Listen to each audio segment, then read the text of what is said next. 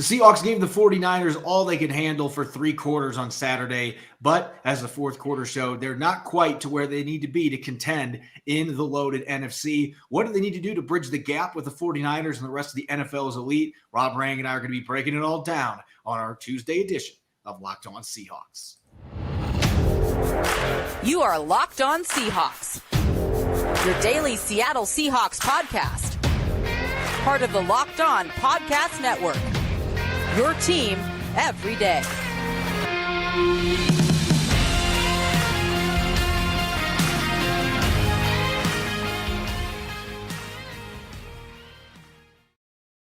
Greetings, 12. This is Corbin Smith, your host for Locked On Seahawks. Joining me for our latest episode, my co-host in crime, Rob Rang. It's our final Tell the Truth Tuesday of the 2022 season. We'll be dishing out some closing thoughts, maybe a few hot takes, some overreactions maybe for our final Tell the Truth Tuesday. And we're going to be taking a look at what the Seahawks need to do to close the gap between them and the 49ers and the rest of the NFL's elite heading into the 2023 offseason. Loaded episode coming your way courtesy of Prize Picks. Prize Picks is daily fantasy made easy. Pick 2 to 5 players, and if they score more or less than their Prize Picks projection, you can win up to 10 times your money on your entry. First-time users can receive a 100% instant deposit match up to $100 with the promo code Locked On. That's prizepicks.com, promo code Locked On.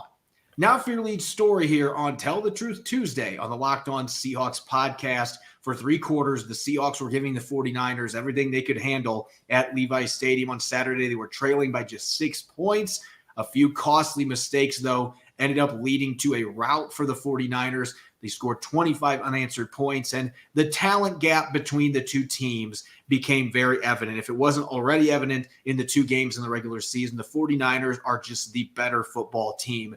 And the Seahawks are not quite there yet, even though surprise making the postseason. And now they're heading into a critical offseason where expectations are going to be much higher after making the playoffs, especially with a dominant rookie class like the one they had that's going to be entering year number 2. So the million-dollar question here, Rob, is what do the Seahawks need to do to be able to get over the hump in terms of contending for a Super Bowl? What do they have to do to close the gap with the team that swept them in 3 games, the 49ers, and the rest of the NFC's elite, to really have a chance to push for a Lombardi trophy next year or even the season after that?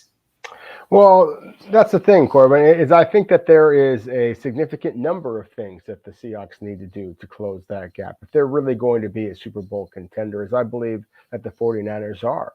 I think that certainly they have to get, just in general terms, have to get bigger and stronger along the line of scrimmage. But I'll start off with the one I think is the most obvious, and that just being the pass rush. If you either rush the quarterback and do it effectively, or you don't in the NFL. And if you don't, then it's very, very difficult to win. It doesn't matter what you got at the quarterback position. So for me, one of the very first things that the Seahawks are going to have to do is they're going to have to address the pass rush. Now, maybe that is just teaching Boye Mafe a little, coaching him up a little bit more, developing him. Maybe it is using one of your early selections on a pass rusher. There are going to be several very good candidates in this year's class, and obviously Seattle at picks 5 and 20 are going to have the opportunity to do so. But again, to me, getting the pass rush going, I think is absolutely one of the top priorities. And I'm going to build off of that. And I've been talking about this really since the middle of the 2021 season. The Seahawks have some capable defensive tackles on their roster. Shelby Harris, Poona Ford, Quentin Jefferson. Al Woods is still a very good player at 35 years of age, but they don't have that game record. If you look at the rest of the teams that are still alive in the playoffs right now, the Philadelphia Eagles have like 6 of them on their defensive line, with Jordan Davis being a first-round pick, Javon Hargrave. Fletcher Cox is still a very good player. And Ndamukong Suh signed later in the season. He can still do some things at the latter stage of his career. The Seahawks don't have anybody on their defensive line in the interior that is like that. Now, Quentin Jefferson was very good the last month of the season, but again, he's not going to be mistaken as one of those players that can take over games. And so many of the teams the Seahawks played this year had at least one defensive tackle with that type of capability. They don't have that player on their roster. The good news is, I don't know if Jalen Carter's going to still be there at number 5. In fact, I'll be surprised if he is. But you've got Jalen Carter, You've got Brian Breesy from Clemson as well. There are a couple other defensive tackles in this class that intrigue me that have the ability to rush the passer. The draft is setting up well. And then you got some players like Javon Hargrave, who I just mentioned, who are going to be free agents. The Eagles are not going to be able to re-sign all of these players. And there's a couple other quality veteran defensive tackles that have this ability that could be available in the free agent market too. I think cost is going to be an issue, but this has to be addressed. They need to get that dynamic, disruptive player in the middle, especially if you're running a 3-4 defense. You got to have a defensive tackle that can take over games. And I think by default, once you have that player, your edge rushers are going to be that much more successful. We saw that in the games that they had an interior pass rush. It got their edge rush going. I know that you want to talk a little bit on offense, and maybe it'll surprise some people where you are looking towards maybe as a bigger need than most people maybe anticipate going into this offseason. Yeah, to me, one of the concerns that you have is you have to just be able to score points in this league. And that's different than the way that it had been in prior years. So you said it, Corbin. I think that it might surprise people. They might think that I'm going to say center. And I think center is just so obvious. I'm just going to hold off on that. I'm going to say that finding another set of hands, whether that be really a tight end that you feel is dependable, whether that be a classic slot receiver, whether that be a big slot receiver like what Derek Young showed in his limited opportunities. I worry about Tyler Lockett physically breaking down. DK Metcalf was absolutely unbelievable. I do believe that the Seahawks need to find themselves another receiver outlet to be able to be successful enough to be able to kind of keep up with the most explosive offenses in the NFL. I just don't believe the Seahawks defense is going to be able to make such a dramatic turnaround in one season that the Seahawks are suddenly going to be able to clamp down the most explosive offenses in all of the NFL. So improve the defense, certainly. But at the same time, I also think that you have to sprinkle in a little bit more kind of fairy dust to Seattle's offense to be able to make it as explosive as some of the other schemes in all throughout the NFL. I'm glad you mentioned Derek Young because he's that physical, athletic, capable blocker that you would like to have in the slot, but there's still a lot of questions about how he's going to develop. We saw him come on strong at the end of the season.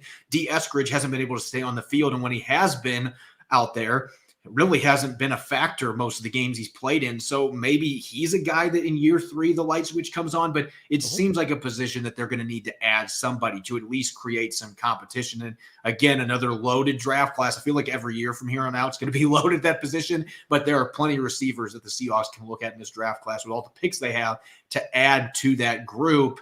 I'm going to go to the offensive line, and I know you just said, center's too easy. Well, yeah, it's the hanging fruit for a reason because Austin Blythe at under 300 pounds just can't get the job done as a run blocker consistently. Gets blown up, is not able to create push, even to just seal off defenders is a struggle for him. He was okay in pass protection most of this year. And we'll talk about this later. I think Blythe maybe has a place on this football team still next season, but they need to draft with one of those first 4 or 5 picks they've got. They need to get a center of the future that can come in and compete against him right away, maybe beat him out right away. That would be great news with a center on a rookie contract that's affordable for 4 seasons. And I think right guard is also a major position of need. Gabe Jackson had the 4th worst pass blocking efficiency in the entire NFL for guards this year, according to Pro Football Focus. He's going to have a cap hit of more than $8 million next year. You can save $6 million by cutting him. I think that is an inevitable move that's going to happen. And this is a really solid draft class, both at center and guard. You get John Michael Schmitz for Minnesota is probably my favorite center. You've got Osiris Torrance from Florida, Voorhees from USC, a couple of guards I just mentioned there. So there's some really intriguing prospects that could be available on day 2 to the Seattle Seahawks at those 2 positions. And real quick to wrap up, you and I both had kind of our honorable mention selections here. And you've got another surprise given how well Seattle secondary, particularly the corners, played this year. Yeah, again, much the same way that I just kind of made the argument of why Seattle's going to have to be able to score to keep up with the dynamic offenses out there. I think that you can never have enough pass rushers. You can never have enough cornerbacks. And I love what I've seen in limited doses from Mike Jackson, from Trey Brown, from even Tariq Woolen. But the fact that Tariq Woolen struggled as much as he did in that final game against the 49ers, the fact that Mike Jackson, at least at this point, has been a little bit more of a journeyman than any type of consistent reliable starter, although he did play very well this year. And I know that Trey Brown, again, has shown flashes. He was a high draft pick. I'm encouraged by all of them. But, Corbin, I think that this year's cornerback class is one of the better positional groups. And I think that Seattle would be wise to consider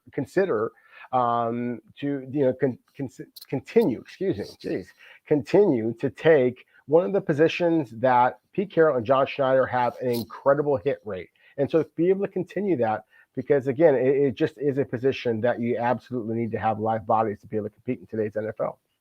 Staying on defense, this one's not going to be as surprising. Again, kind of a low-hanging fruit with Jordan Brooks now having ACL surgery expected to happen tomorrow finally.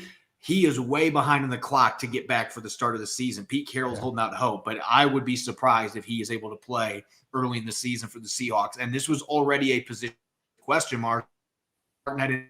First year did not play well in the playoff game after a pretty strong second half to the season. You've got Tanner Muse as a restricted free agent. John Radigan was missing for most of the season coming out of a torn ACL. They've got major question marks at that position with Jordan Brooks, let alone without him. And I feel like that's another position they're going to have to invest in early draft pick, because they've got to be thinking both short and long term. And I'm thinking they got to be looking for thumpers, maybe somebody like Noah Sewell from Oregon, Jack Campbell from Iowa, two linebackers that are 245 plus pounds that still have good movement skills that would fit a 3-4 defense. They're going to have to add some players, even if they re-sign Cody Barton, which I think is a higher priority now than it was before Brooks's injury. You're still going to have to draft somebody at that position. So I think the front seven, we can agree, Pete Carroll mentioned it, really that whole front seven, they got to continue retooling that group with talent. Edge rushers, defensive tackle, as well as linebackers, and injuries have further necessitated that at the linebacker position. Coming up next here, it's our final Tell the Truth Tuesday segment of the season, our closing thoughts from Saturday's game and from the season in general, maybe some hot takes and a little bit of overreactions maybe sprinkled in there. We're looking forward to dishing out our takes here on our final Tell the Truth Tuesday, coming up next year on Locked On Seahawks. This episode is brought your way by Prize Picks. We've got the divisional round coming up this next weekend, and I can't wait to see what Daniel Jones has in store against the Philadelphia Eagles, coming off the best game of his career. I'm betting on him scoring 3 total touchdowns actually against the Eagles. That might seem like a bold leap. With Prize Picks, it's easy to play daily fantasy and put those entries to the test. Pick 2 to 5 players if they score more or less than their Prize Picks projection. You can win up to 10 times your money on any entry. No competing against other people. It's just you versus the projections available. And Prize Picks offers projections on any sport that you watch, including the NFL, NBA, MLB, NHL, PGA, boxing, and much more. And you can make your entries in 60 seconds or less. It's that easy. With safe and fast withdrawals, it's currently operational in over 30 states as well as Canada. Download the Prize Picks app today or go to prizepicks.com to sign up and play daily fantasy sports. First-time users can receive a 100% instant deposit match up to $100 with a promo code Locked On. Don't forget to enter the promo code Locked On at sign up for an instant deposit match up to $100. You're listening to the Locked On Seahawks podcast, Tell the Truth Tuesday edition. I'm your host, Corbin Smith. Glad as always to be joined by my co-host in crime, Rob Rang. And a special thanks to all the 12s out there, whether you're listening in Boise, Idaho, whether you're listening in Texas or in Japan. We appreciate all of our listeners for making Locked On Seahawks your first listen 5 days a week. And for your second listen, don't forget to check out the Locked On NFL podcast to get your daily conversations on the biggest NFL stories. They've got in-depth analysis on the biggest games with NFL key predictions every Friday, and Monday local insiders cover the weekend with game-to-game episodes. Locked On NFL is available on YouTube and wherever you get your podcasts.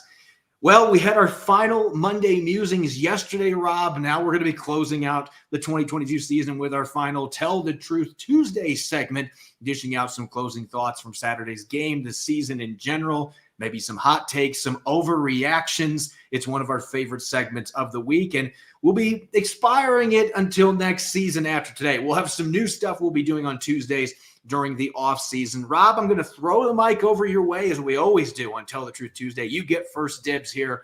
Share some thoughts on offense, maybe a hot take, maybe an overreaction, or just some analysis coming out of this season, coming out of Saturday's game. What's something that stands out to you on the offensive side of the ball?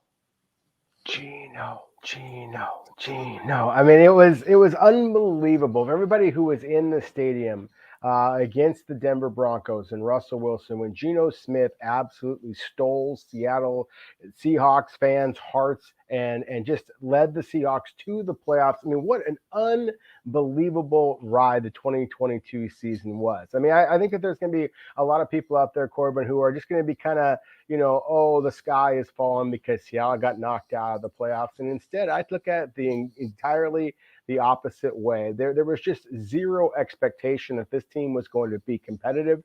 The way they raced out to the start, Geno Smith looking like an MVP for much of the season. Really, he's become the priority, I think, for the Seahawks in terms of what they plan to do. Obviously, they have the number 5 overall pick, but those are going to be the two storylines. They're going to absolutely dominate everything moving forward. And who could have predicted that? And so to me, that is the big takeaway here, is that to me, Geno Smith played at a Pro Bowl level. I don't know that he played at a Super Bowl level. And that's what the Seahawks have to kind of try to determine for themselves. Are they going to pay him the upper echelon money that his play suggests he deserves? Although obviously this was just a 1-year sample size, and this is an offense that Pete Carroll has talked about. It's a system. It's something that he has helped a lot of quarterbacks enjoy a great deal of success in. So to me, I'm just fascinated by what the decision the Seahawks have for themselves. Pete Carroll basically tipped his hand, or at least appeared to do so, by saying that Geno's our guy. I'm paraphrasing his words here, but that's kind of what he said in his post-season press conference after the 49ers loss. And, I think that is the case, but I also think that there's going to be an awful lot of other very talented quarterbacks in the free agent market, Drew Lock being one of them, for crying out loud.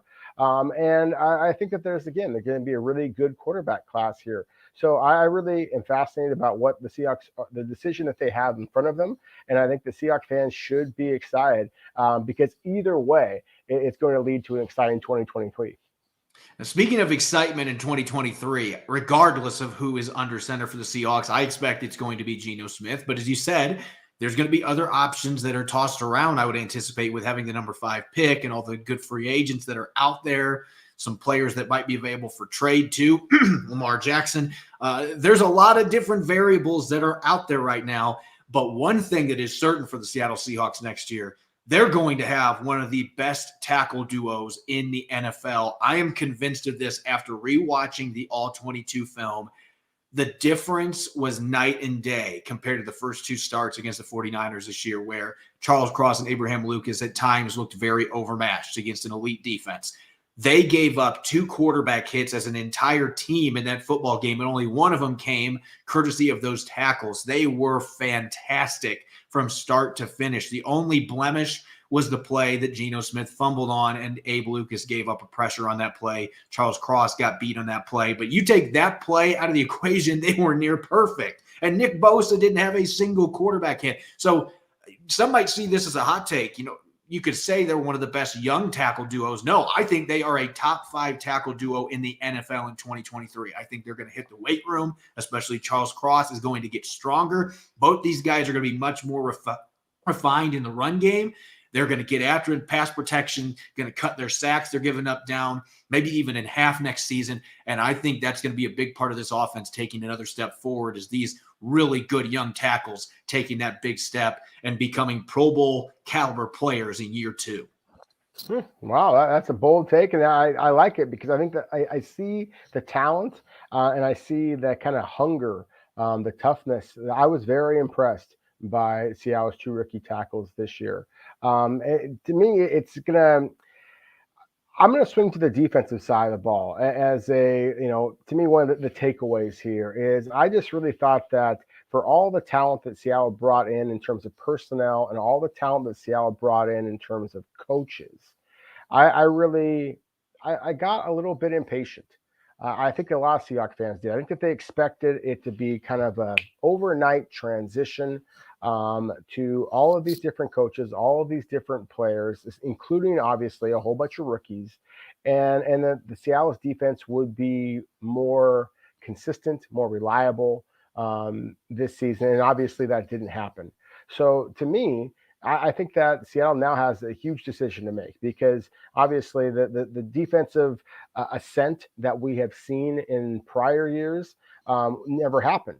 And so are the Seahawks going to be willing to bring in the type of personnel that fit a more traditional defense, or are they going to go with a guy like a Puna Ford or Cody Barton, guys who are productive in Barton's case, are good football players, in Puna Ford's case, in that he doesn't have the production that Barton has. They're both good players, but they might be kind of the round holes in the square peg kind of a thing, the way that Seattle wants to play it. And again, you have all these draft picks, you have all this financial freedom in free agency, possibly at least. I think that almost as big as the decision is with Geno Smith on the offensive side of the ball, specifically with Barton and Ford, and what their body types and styles and how they fit into the defense that Seattle has prioritized in the past, but maybe is not going to prioritize moving forward. That, to me, is going to be a really interesting storyline to kind of watch, and something that I'm kind of looking forward to seeing what the Seahawks are going to do. There's a lot of dominoes that are going to fall differently depending on what the Seahawks choose to do, not just at quarterback, but with some of those defensive pieces that were holdovers from their previous system. If they keep them around, there's going to be differences in the type of players they're going to be looking to draft and what they're going to be adding in free agency. If they let them both go, then obviously that creates holes in your roster that you have to try to plug in, and that's going to have to be handled accordingly. Staying on the defensive side, you and I, we've even had some listeners point this out. You two are peas in the pod. You guys agree on way too much. One thing that I disagree with you a little bit on, not that Seattle shouldn't draft a corner, because I do like this cornerback class. In fact, there's some guys on day 3 that I really like, including Julius Brents from Kansas State. Could you imagine another 6'4" corner across from Tariq Woolen? And he's a really athletic kid too. He's probably a day 3 prospect, but played for a very good Kansas State team. So I digress. There are some really good corners. There's some really big corners that you could put across from Tariq Woolen, and suddenly you'd have a new Legion of Boom, at least from a physical stature standpoint. But let's give Mike Jackson some love, because I feel like he is the player on this defense. You would think Shelby Harris would maybe be this guy, but Shelby Harris has gotten some positive attention. I feel like Mike Jackson has just kind of went under the radar all season. This is a guy that had never started a game in the NFL before this year. As you mentioned, he was a journeyman. He was bouncing around on practice squads, and all he did was have almost 80 tackles, 12 passes defensed, finally got an interception at the end of the season. He made some big plays on special teams. He returned a blocked field goal from Tariq Woolen for a touchdown against the 49ers in week 2. Was he perfect? No, none of these players were. There were some missed tackles left out there, but overall, I actually thought consistency-wise, he was right on par with Tariq Woolen in coverage, and I thought he made some really nice plays, and he brings a physicality to this defense that Pete Carroll loves and desires at the cornerback position. So I'm just going to say this right now. I don't think Mike Jackson should go into next year just gift-wrapped the starting job. Tariq Woolen shouldn't either. I expect Woolen is going to be your starter, but the always compete mantra needs to hold true, but especially at left corner, Mike Jackson could be a long-term guy. Some of the fans out there that are quickly wanting to jump to, he had a decent year, but we can get much better. I found it revealing that Trey Brown could not surpass him when he came back in the second half of the season. And Mike Jackson did not let go of that job and kept playing at a pretty high level. So he's going to be coming back as an exclusive rights free agent. He's affordable. He's cheap. And he's a pretty darn good football player. So put some respect on his name. I would like to see him start again next season, as long as he's able to carry over this year and make some improvements, because I thought he had a pretty good year on a defense where a lot of players were very inconsistent. He was one of the few guys that I thought brought it week in, week out, and was pretty darn consistent for the Seahawks. No, I 100% agree with you. I mean, earlier kind of mentioned, I think that cornerback is a position that Seattle should look to continue to address, but I certainly didn't mean that I don't respect what Mike Jackson brought to the Seahawks. As we talked about in a episode weeks ago, I remember evaluating Mike Jackson out of Miami, and I gave him a draftable grade, really liked him.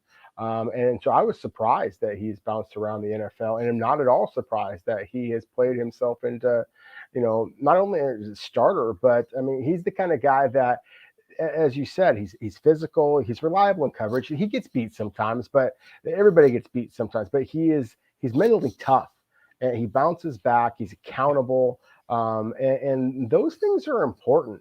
And so I think that he is absolutely somebody that deserves to. Seahawks should be considering keeping him for the long term. Yeah, the Seahawks have a lot of issues on defense. They have a lot of holes. They have a lot of areas that they could use upgrades. I don't think that either cornerback spot is very high on that list, though. I think Mike Jackson has played himself into a position where he can maybe next year cement himself as a long-term starter. They could have their two starters already on the roster of that position. Trey Brown may have something to say about that, and if he does, that's a great development for the Seahawks if they can get Trey Brown playing at his rookie level and he takes the job back. But there's a lot to like about that quarterback group, and why not add another 6'3" or 6'4" corner to the fold and make things even more interesting? I think that it's one of those things you hope Mike Jackson holds a job, but you hope it's because he held off a bunch of really good players in competition. Coming up next here on our Tuesday edition of Locked On Seahawks, it's time to start talking free agency. We're going to take a little bit of a macro approach and break it into more approach season. We're going to take a first glance at Seattle's offensive free agents and maybe get some quick rankings in as well on which players we think are most important for the Seahawks to re-sign this offseason. We'll get to those coming up next here on our Tuesday edition of Locked On Seahawks. This episode is brought to you by BetOnline. BetOnline.net is your number one source for sports betting info, stats, news, and analysis. Get the latest odds and trends for every professional and amateur league out there, from pro football to college bowl season to basketball and the World Cup. We've got it all at betonline.net. If you love a sports podcast, you can even find those at BetOnline as well. It's the fastest and easiest way to get your betting info. Head to the website today or use your mobile device to learn more. BetOnline, where the game starts.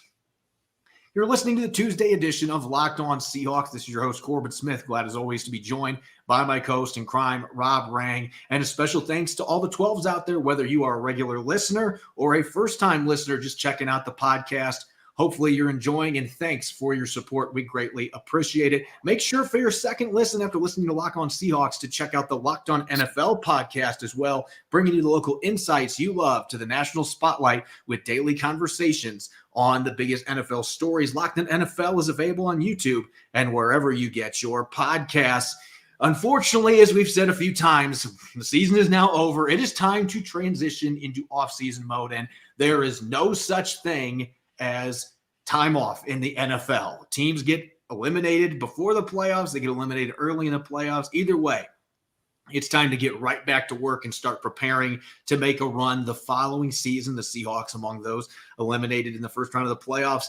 Off-season mode is officially underway, which means it's time to start talking free agents. As I mentioned a few moments ago, we're going to start with more of a macro approach, just kind of looking at generalities, the group as a whole, and eventually we'll have more time to dive into each one of these players individually from a more detailed approach as free agency gets closer on March 15th. But Rob, let's take a look at our offensive free agents here. And just to explain for our listeners, you've got your unrestricted free agents who on March 15th, they are going to become free agents and free to negotiate with any team. There are restricted free agents that teams can negotiate with, but the Seahawks have the ability to match any offer sheet that they have to keep the player. And if not, they can get compensation back from the team that signs that player. And of course, exclusive rights free agents. Basically, the Seahawks just need to tender them. Nobody else can negotiate unless they decide to not tender them, and then they become unrestricted free agents. So looking on offense, unrestricted free agents, the big name, obviously, as we've talked about time and time again, Rob, is Geno Smith, but you got another quarterback in Drew Lock, your starting center, Austin Blythe, running back Rashad Penny, a big-time talent that just hasn't been able to stay healthy. Phil Haynes got a lot of reps at right guard this year, rotating with Gabe Jackson, Marquise Goodwin, Laquan Treadwell, Kyle Fuller, and running back Travis Homer. One restricted free agent being Penny Hart, and two exclusive rights free agents, Godwin Igwebuike and Cody Thompson, who did not get to play at all this year. Looking at that list, quite frankly, you mentioned this yesterday, there's not a lot of star power on this list. You've got a couple of starters, Geno Smith being the big name here, but mostly role players and a lot of players on here that have had issues with injuries as well that may make it easier to re-sign these players if you want to because of their durability histories, but it might also lead the franchise to say, you know what, we've seen enough and we're moving on. Just not a lot of big names, not a lot of super important names, to be quite frank. Yeah, I think that's a good way of putting it. Certainly an efficient way of putting it, because I think that when you look at this is, if you had to rank these in positions of concern, I would start off with the same player I'm going to start off with. Obviously, retaining Geno Smith has got to be your top priority. We all know that the quarterback position is a top priority, but I would argue that the second biggest priority on offense is center. And so, but I would not necessarily argue that either retaining Austin Blythe or Kyle Fuller is the second, biggest priority for the Seahawks at this point. I really think that would be lower on the list, even though, again, I think that is a concern. That's why I think the Seattle should be perhaps looking for someone outside of the franchise currently, and then perhaps bringing one of those two options back to the Seahawks. So to me, after you get past Geno Smith, I might surprise some people here. I would like to see Rashad Penny come back to the Seahawks. Corbin, you and I are such huge fans of his game. We recognize just what an exceptional combination of size and speed that he offers. Obviously, the injury concern is out there. That's what makes it that much more likely you're going to be able to get him back. And so to me, while I think that there is a Grand Canyon like gulf between my top priority, again, with Geno Smith, and number 2, 3, 4, and 5, everybody else, I would say that Rashad Penny is somebody I would like to see bring back for the Seahawks. Brought back. Yeah. You and I are in agreement on this as far as priorities, because we talked about this on yesterday's show. Travis Homer being a free agent, he's missed a lot of games too. He's similar to Rashad Penny. There's been various injuries, maybe not quite as severe of injuries, but he has missed a bunch of games, almost 20 games in the last 3 seasons for the Seahawks. And so that's a major issue when you're talking about a special teams player that hasn't done a lot on offense. He's always been a 3rd or 4th running back on your roster typically. So Rashad Penny, his value when healthy makes him a really darn good number 2. He would start for a lot of teams from a talent perspective, but behind Ken Walker III, switching roles compared to the beginning of this year, think about it. Ken Walker III comes out and it's like, hey, we're going to bring in a guy that's maybe the best home run hitting threat in the NFL in Rashad Penny. It's a really nice change of pace. And quite frankly, it may be something that prolongs his career because of the injury issues he has had. If he's only getting 8 to 10 touches a game, he's got a much better chance of being able to stay healthy. And he's a player that can do a lot of damage with minimal touches like that because of that home run hitting ability. So Geno and Rashad Penny, those would be the first 2 on my list as far as free agent signings. And I'm going to surprise some people maybe a little bit with number 3, but I mentioned this earlier. I would be surprised if Gabe Jackson is on this football team next year because of how much they owe him.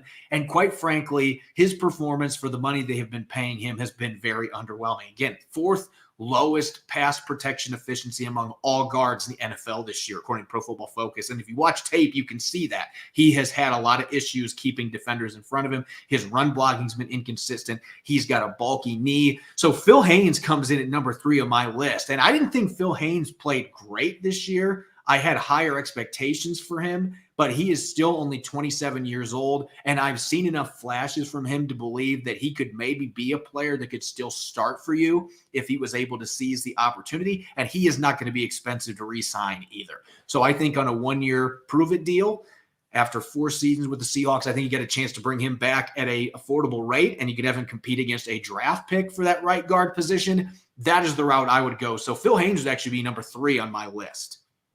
Yeah, I think I agree with 99% of what you just said there, Corbin. I thought it was very well stated about how important that Phil Haynes is in terms of what Gabe Jackson is no longer, and appears to be a starting caliber guard in the NFL. But the one thing I would differ with you is I would not be surprised at all if some other NFL teams out there have some interest in Phil Haynes and that he might get more than a 1 or even a 2-year deal. because he is a young player who still does have some untapped potential to him, but has shown size, athleticism, and physicality. Those are the three most important things, of course, you're looking for along the offensive line, along with toughness, which he has demonstrated. And so I think that he projects as a starter. I strongly consider making him the number 2 player behind Penny. And the only reason I didn't is, again, one of the ways that I kind of consider, or one of the things I consider when making lists like this is, let's just imagine that Phil Haynes is at his best. Imagine Rashad Penny is at his best. What actually gives you more victories? And of course, a dynamic running back is going to win that over a guard any day of the week. And that's why I put Penny there. But I think addressing the interior of the offensive line is, as big as just about anything on Seattle's team, including all of those holes on defense, including retaining Geno Smith. It doesn't matter who you got quarterback if you can't block for him, and the Seahawks were not consistent enough blocking up front. So whether it be Phil Haynes or whether it be an early draft pick, whether it be a free agent, the Seahawks absolutely have to fix the interior of their offensive line. If it is Phil Haynes, then I hope that Seattle gives him a contract that's actually got a couple of years to it. Really sink your teeth into him, coach him up, because he does have talent. I do believe in the coaches here and what they're able to do. And so if you can get him for a relatively decent price, I think that you do retain him. Looking at the rest of my list here, coming in at number 4, and you mentioned this, in terms of importance position-wise right now and need, I think center is higher than this, but I have Austin Blythe at number 4 on my list because I mentioned this earlier. I would have no issue with him coming back. And if he wins the starting job against a rookie from the outset and earns that job, then great for Austin Blythe because he was solid in pass protection this year. Maybe if he gets a little bit stronger, adds a few pounds onto his frame, maybe he holds up a little bit better against the run and he ends up being a quality starter for you again in 2023. But I'm looking at him as priority number 4 on my list as a potential swing center that can be a backup because I think you have to use one of your early draft picks to find your long-term starter at that position. I just don't see Austin Blythe because of his deficiencies as a run blocker being that player. But I see him as a guy that you can bring back at an affordable price that doesn't have to be a starter. You don't have to necessarily pay him starter money. I don't think there's going to be major demand for him in the market. There wasn't last year. And the Seahawks were able to bring him in. I think his size hurts him in free agency too. So I actually think I would put him at number 4 just because I think he's a really good guy to have on the roster. And if you had to start him because of an injury to another player, he could come in and he could be a serviceable starter. But I think they can swing for greater fences at that position. And behind him, you mentioned wide receiver number 3. I'm going to put Marquise Goodwin on here. I know he missed the last few weeks of the season, but he was a really solid upgrade of the number 3 receiver. He still has elite speed. He and Geno Smith seem to have pretty good chemistry. And you had him on a near veteran minimum deal. I think you can probably do that again and bring him back. And even if he doesn't make the team, that's good news because that means you had other receivers that emerged. So he would be number 5 on my list because we saw a lot of good things from Marquise Goodwin when he was healthy this year. Yeah, no, we absolutely did. And I think that you made a strong argument for him. I think you can make a strong argument for Godwin Igwebuike as well. I mean, just the charge that he put into Seattle's kick return unit. I again, kind of talked about how we're maybe surprising some people. I'm going to throw Drew Lock's name out there. I think the top priority is to retain Geno Smith. But at the same time, you don't know that is going to happen. Obviously, Seattle has had an opportunity to now coach Drew Lock for a year. They presumably feel pretty good about who he is as a competitor. Everything that we have heard has all suggested that is the case. And so, again, if you bring back Geno Smith, then I don't think that you need to bring back Drew Lock. I think that possibly you draft a young quarterback and you rock and roll with Geno. But at the same time, if that does not work out, then I would make sure that you are keeping an eye on Drew Lock and whatever interest that he might have. There's going to be an awful lot of quarterback movement in the NFL this year. And but still, I think that Drew Lock, obviously, the fact that he does have familiarity now with Seattle's system, that's going to give him an advantage. And I actually had him in spot number 6 on my list, just because even if Geno re-signs, there's going to be so much quarterback movement. I don't know if that opportunity is going to be there anywhere else for Drew Lock necessarily right now to be able to start. And playing in Seattle might still be his best chance down the road to maybe get an opportunity. And it's always good to have a capable backup that knows your system too. So it could end up being something where it just works out for both sides. If he has a better chance to start somewhere else, then obviously he should take that chance. But having a good backup that knows your system is very important.